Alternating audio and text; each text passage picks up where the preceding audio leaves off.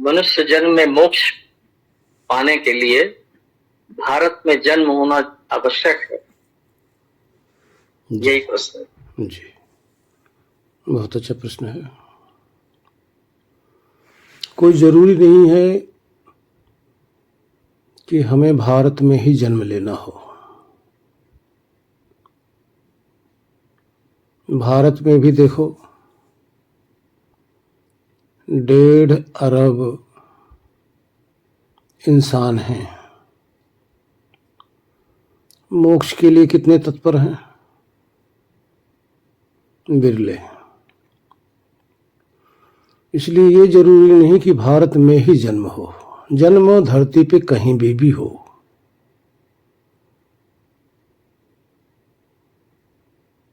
किसी भी देश में हो।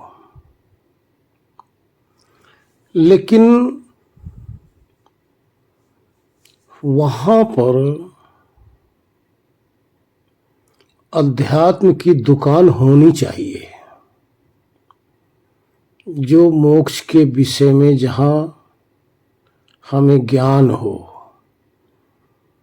ऐसा प्राणी होना चाहिए धरती पे कहीं भी, जिसकी संगत से हमारे जो पूर्व जन्म के संस्कार हैं वो प्रकट हो सके। उस संस्कार को प्रकट कराने के लिए कोई सहयोगी जरूरी है, आवश्यक है। माहौल बनना आवश्यक है। जैसे कोई भी बीज है,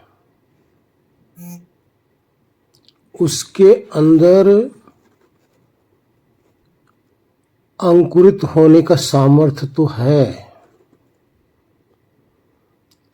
लेकिन वो बीज अंकुरित कैसे होगा? जलवायु चाहिए ना। बिना जलवायु के कोई भी बीज अंकुरित नहीं हो सकता। इसी प्रकार से बिना सहयोग से हमारे पूर्व जन्म का जो संस्कार रूपी बीज है वो अंकुरित नहीं हो सकता। उसके लिए जैसे बीज के लिए जलवायु आवश्यक है, उसी प्रकार से हमारे पूर्व जन्म के संस्कार को उद्भूत करने के लिए, प्रकट करने के लिए कोई ज्ञानी जन होना आवश्यक है, जिनके सानिध्य में आकर हमारे जो पूर्व जन्म का अध्यात्म का संस्कार हो वो प्रकट हो जाए। भारतवर्ष से ही कितने ज्ञानी जन धरती के कोने कोने अर्थात समस्त देशों में विचरण करने जाते हैं, और वहां पर जितने भी प्राणी हैं, कितने भारतीय हैं, कितने वहां के भी हैं, उनके अंदर जो अध्यात्म का बीज समाया हुआ है उस पे जलवायु देकर, वातावरण पैदा करके, अर्थात ज्ञान की वर्षा करके जो उनके अंदर अध्यात्म की भावना है उसको प्रकट कर देते हैं।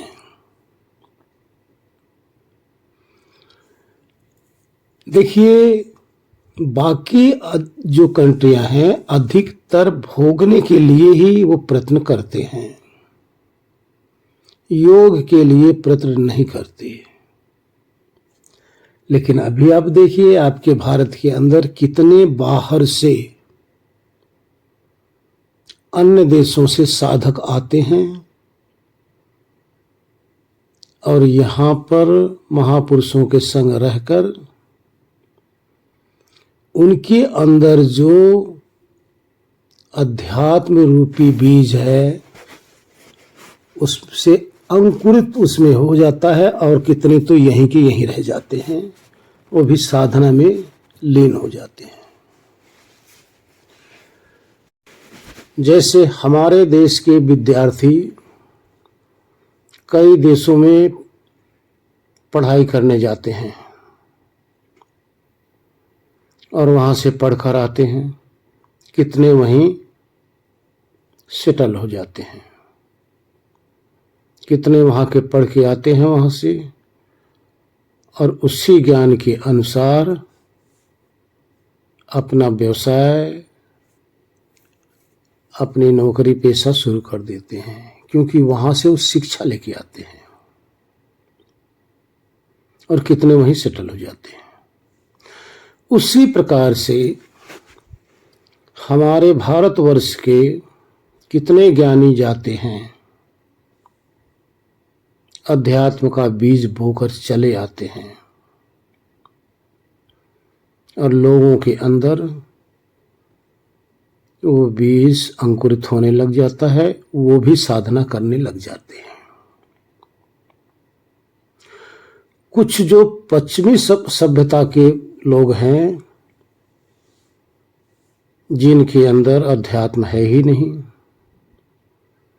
उनका मतलब जीवन में सिर्फ कमाना और खाना है।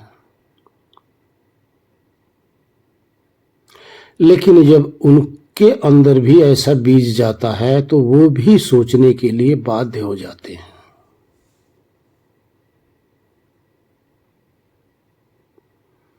इस तरह से जरूरी नहीं है कि भारतवर्ष में पैदा हो। कितने भारतवर्ष में पैदा होकर विदेशों में रह रहे हैं और वहां भी साधना कर रहे हैं। कितने ऐसे हैं वहां जाकर उनको ये वातावरण नहीं मिल पाता, तो आज ऑनलाइन साधना वो कर रहे हैं, ऑनलाइन उनको सत्संग मिल जा रहा है और उनका भी काम हो रहा है। इस तरह से पूरी धरती परमात्मा की है। और देखिए 57 कंट्री आपके मुस्लिम हैं, सबके अंदर अध्यात्म की भावना है, लेकिन उनका जो अध्यात्म है उनके कुरान के अनुसार है। जितना उसमें बताया गया है उतना उसका फॉलो करते हैं। ईसाई कंट्री जितनी भी हैं उसमें भी अध्यात्म है, वो भी गॉड को मानते हैं, ईश्वर को मानते हैं, लेकिन वो बाइबल के अनुसार चलते हैं। अध्यात्म वहां भी है, लेकिन जितना बाइबल में बताया गया है उतना उनको जानकारी है और उसके अनुसार वो करते भी हैं। कितने मुस्लिम सूफी संत हुए हैं जो अध्यात्म के अंदर निपुण हो गए थे, जिनका आज भी इतिहास में अच्छे अच्छे संत की श्रेणी में उनका नाम आज भी लिया जाता है। कितने ईसाई हुए हैं बाहर कंट्री में, वो भी आध्यात्मिक हुए हैं। कितने बाहर से आकर यहां उपनिषद पढ़े हैं और उपनिषद पढ़कर उन्होंने इसी अनुसार अपना जीवन ढाल लिया और वहां भी जाकर ये ज्ञान की वर्षा वहां भी करते रहे हैं। तो कहने का तात्पर्य, अब आप अपने यहां देखिए, आपके यहां भी भारतवर्ष में भी आध्यात्मिक बहुत है, बहुत तरह तरह का अध्यात्म है। कोई मंदिर में जाता है, नहा धुल के जाकर मंदिर में जल चढ़ा कर चला आएगा, वो भी अध्यात्म समझते हैं। कितने नहा धुल के सूरज को अर्घ दे देते हैं, ये भी अध्यात्म। कितने पेड़ों में जाकर पीपल के आगे जल चढ़ा के चले जाते हैं, ये भी अध्यात्म है। कितने देवी देवता जहां भी हैं वहां पर जाते हैं, कोई तीर्थ स्थानों पर जाते हैं, ये भी अध्यात्म है।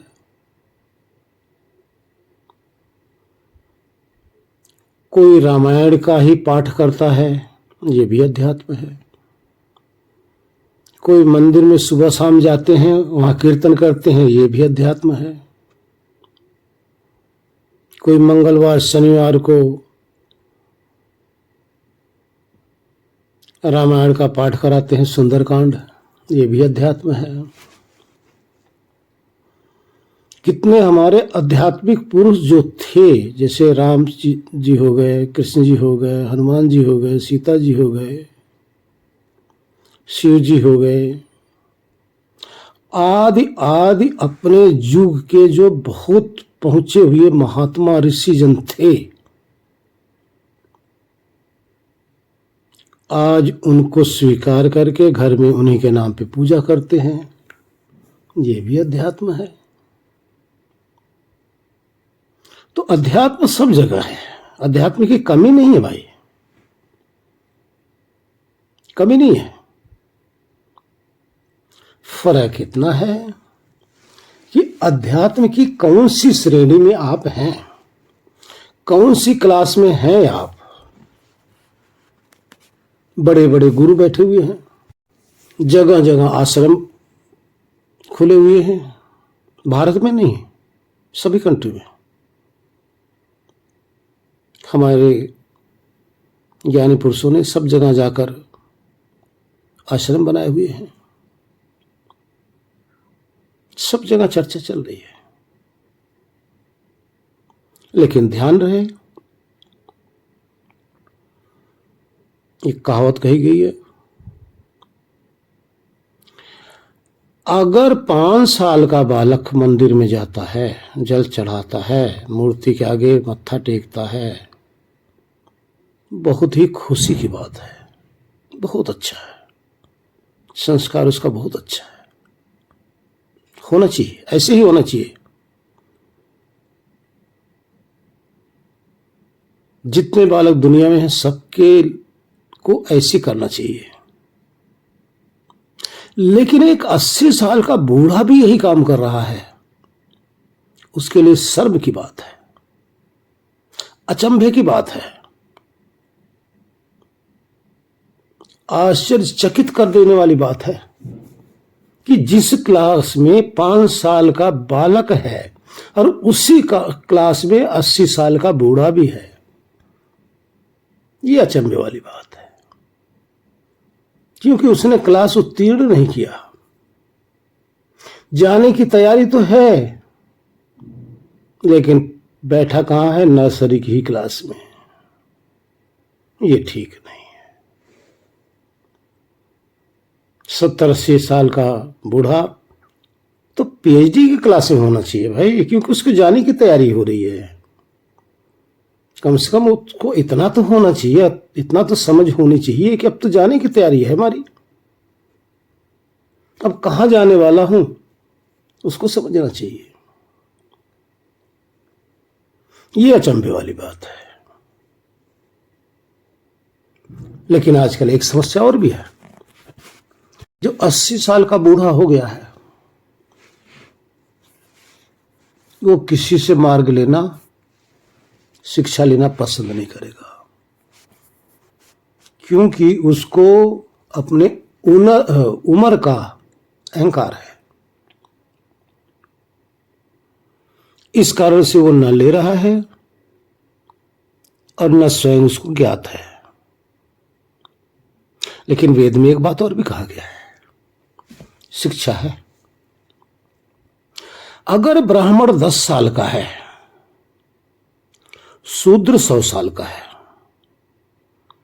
यहां जाति से ध्यान रखना, जाति वर्ण से मतलब नहीं है। यहां ब्राह्मण और शूद्र जाति से तात्पर्य नहीं है। यहां ब्रह्म जायते ब्राह्मणा, अर्थात जो आत्मज्ञानी है जो अंदर जाकर रोज वहां भ्रमण करता है, ब्रह्मलोक में, आत्मलोक में, ब्रह्मानंद रूपी सागर में, वो ब्राह्मण है। जन्म से कोई ब्राह्मण नहीं होता भाई, जन्म से कोई ब्राह्मण होता नहीं, क्योंकि ये मनु महाराज ने ये उपाधि दिया था कि कर्म से ब्राह्मण बनो, जन्म से नहीं। अगर 10 साल का कोई ज्ञानी पुरुष है, यानी अध्यात्म को पूर्ण रूप से जानने वाला, तत्वदर्शी ज्ञानी,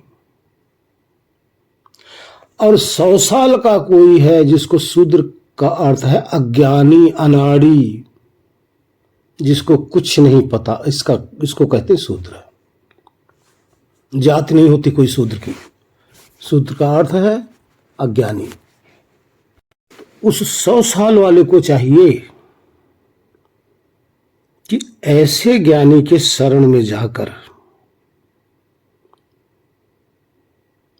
उनसे विनती करे, उनसे प्रार्थना करे,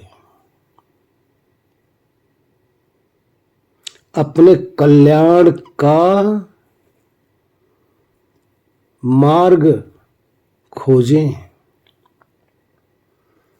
अपने कल्याण करने के लिए, अपने जीवन सफल बनाने के लिए उस गुरु से विनती करके उपदेश लें, और उपदेश लेकर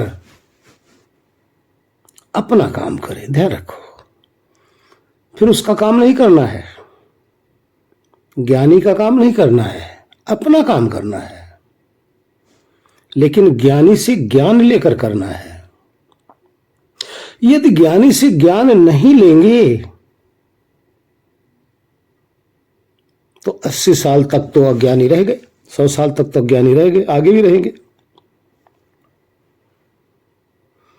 कोई भी स्कूल में अगर जाता है तो टीचर से, मास्टर से ज्ञान लेना है, और ज्ञान लेकर पढ़ाई अपनी करनी है, अपने लिए करनी है, ना कि मास्टर के लिए करनी है। लेकिन मास्टर की ड्यूटी बनती है कि उस विद्यार्थी को सत्य मार्ग बताए।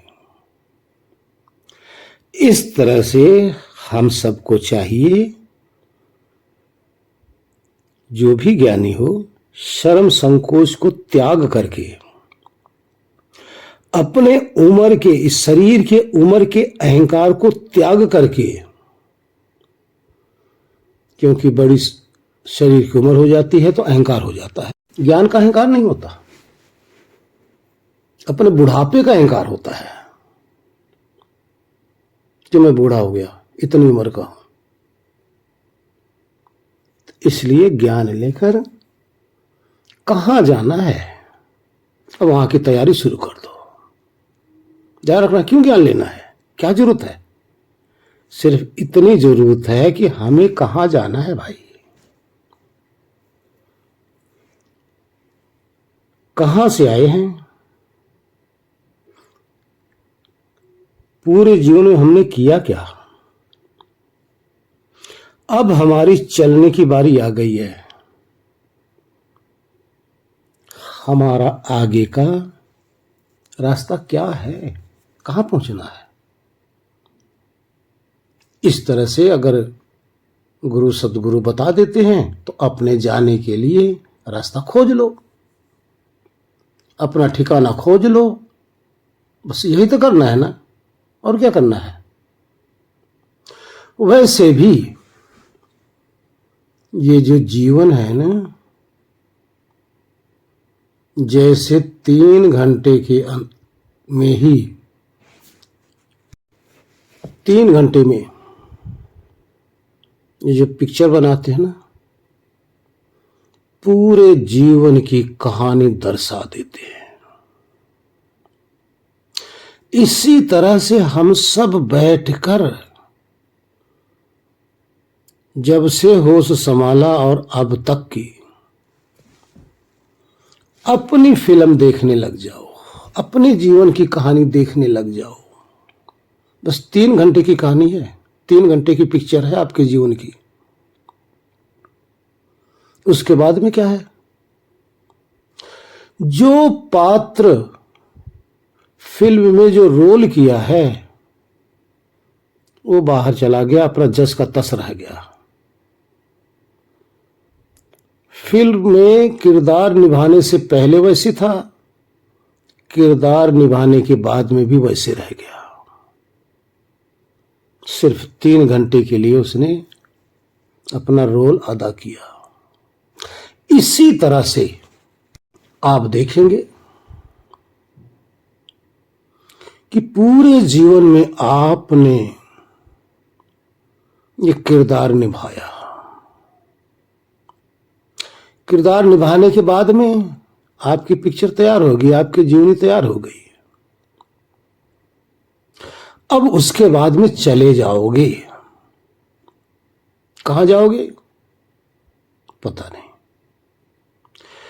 किरदार निभाने से पहले भी आप आए थे, कहां से आए थे पता नहीं। जब तक आप ये रोल अदा कर रहे हो ना तभी तक आपका गुरूर है। अब इसमें आपने क्या किया? आपने बहुत कुछ किया, बहुत अच्छा किया, बहुत बुरा भी किया है, शुभ भी किया है, अशुभ भी किया है, पाप भी किया है, पुण्य भी किया है, क्या क्या नहीं किया है। अब अपनी पिक्चर देखना शुरू कर दो,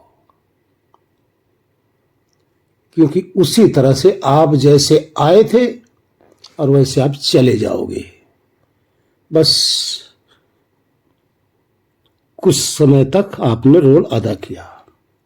जब आए थे तब भी प्योर थे, अब जाओगे तब भी प्योर होगे। आए थे तो कहीं और किरदार निभाकर आए थे, और जाओगे तो यहां से अपना रोल अदा करके फिर जा रहे हो, फिर और कहीं नई फिल्म तैयार करने के लिए आप जाओगे।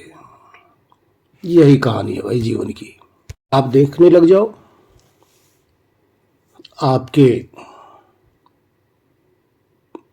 आपके सामने सामने कितने आए, रोल अदा करके चले गए। आज उनका कोई हता पता, कोई ठिकाना नहीं है। लेकिन जब थे तो वो गुरूर था, वो अहंकार था। किसी को अपनी देह का अहंकार था, किसी को अपनी जाति का अहंकार था, किसी को अपने पद का अहंकार था, किसी को अपने धन का अहंकार था, किसी को अपने पिता बनने का अहंकार था, किसी को अपनी मां बनने का अहंकार था।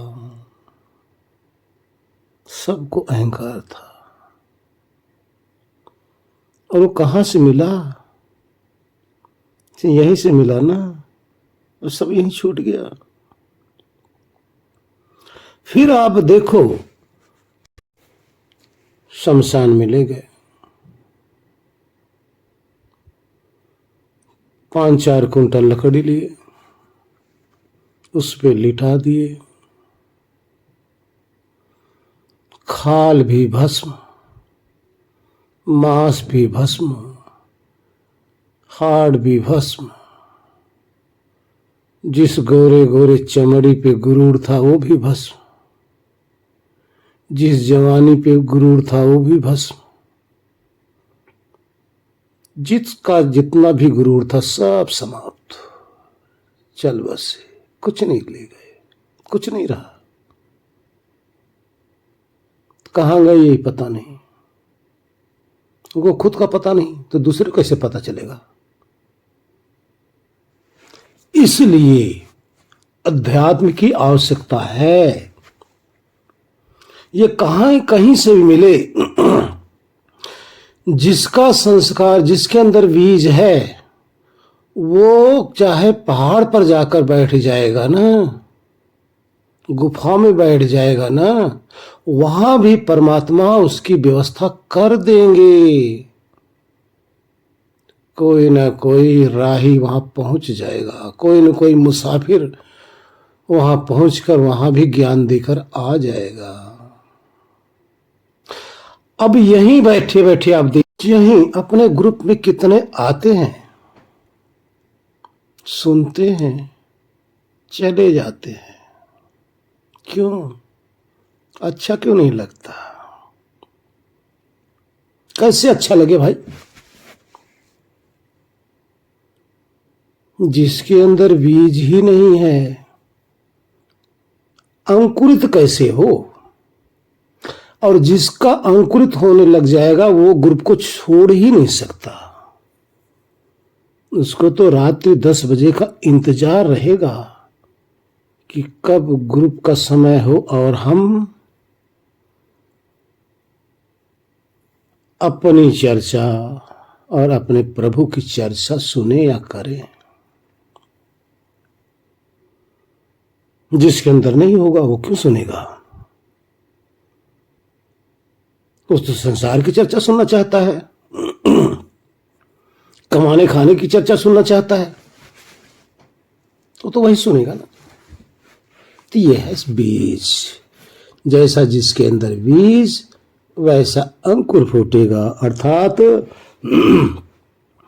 जैसा जिसके अंदर संस्कार होगा वैसे ही उसकी प्रवृत्ति होगी। जैसे जिसके अंदर प्रवृत्ति होगी वैसा ही उसकी सोच होगी। जैसा जिसकी सोच होगी वैसा ही उसको कर्म करना है। जैसा जिसका कर्म होगा वैसे उसको फल मिलेगा। ये सृष्टि का नियम है, ये परमात्मा की पद्धति है। इसलिए आप लोग, हम लोग बहुत बड़े अच्छे हैं। जो टिक गया, जो मुक्त हो गया, जो भाग गया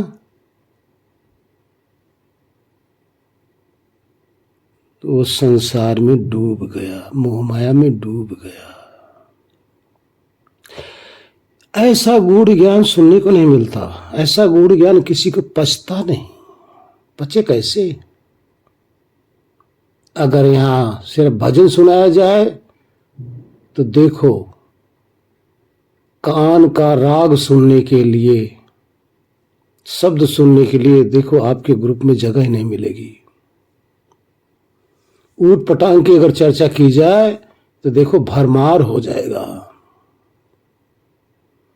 लेकिन यहां वो सब तो होता नहीं। मनोरंजन की चीजें यहां है ही नहीं, तो मनोरंजन करने कोई क्यों आएगा भाई? यहां तो मनोरंजन की चीज नहीं है। इसलिए जिसके अंदर संस्कार है अध्यात्म का, वहां परमात्मा व्यवस्था कर देते हैं। चाहे भारत में हो, चाहे किसी भी देश में हो, सब उसका व्यवस्था परमात्मा का धर्म है। और ईश्वर का धर्म सिर्फ इतना है कि सृष्टि में सबके लिए व्यवस्था करना।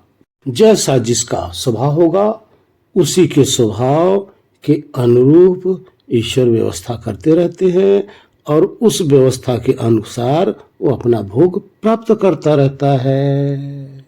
ईश्वर का काम सिर्फ यही है, व्यवस्था करना भाई। जैसे पिता का काम है छोटा बालक है, उसके लिए सारा बंदोबस्त करना।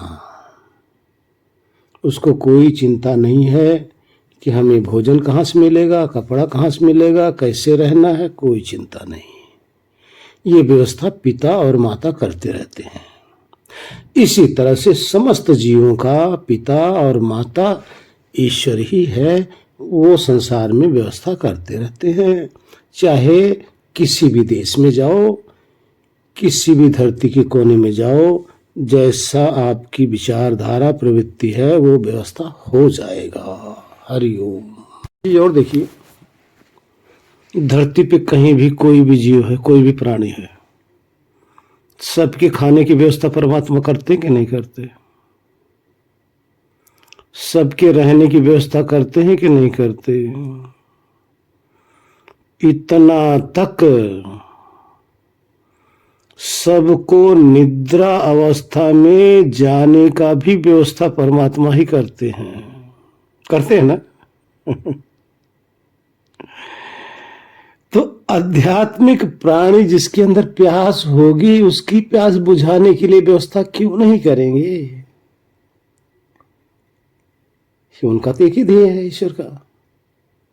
जैसा जिसको तलाश है वैसे उसकी व्यवस्था कर देना, वैसे उसकी प्राप्ति करा देना। तो आप देखिए, निद्रा तक तो सबको ले जाते हैं ना, निद्रा लोक में सबको सुला देते हैं। तो ब्रह्मलोक में तो उसी को सुलाएंगे जिसको ब्रह्म की प्यास होगी ना।